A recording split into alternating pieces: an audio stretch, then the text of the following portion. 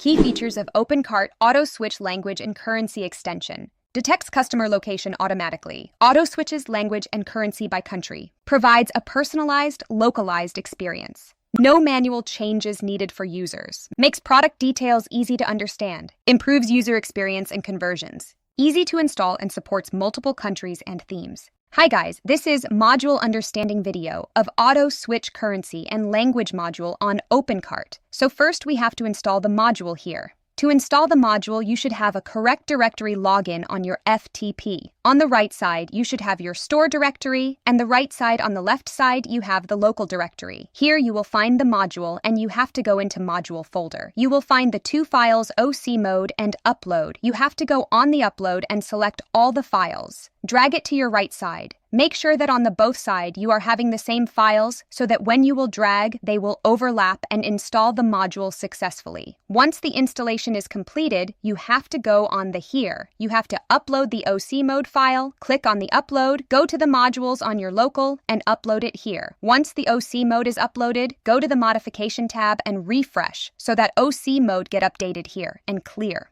the cache. After that, so here the first tab is of general setting. The tab says of enable disable the language setting and enable disable the currency setting. So both needs to be enabled, then only the module will work, so we will enable the same. Now moving to the countries here, you have to map the country with currency with the country that are available for your store.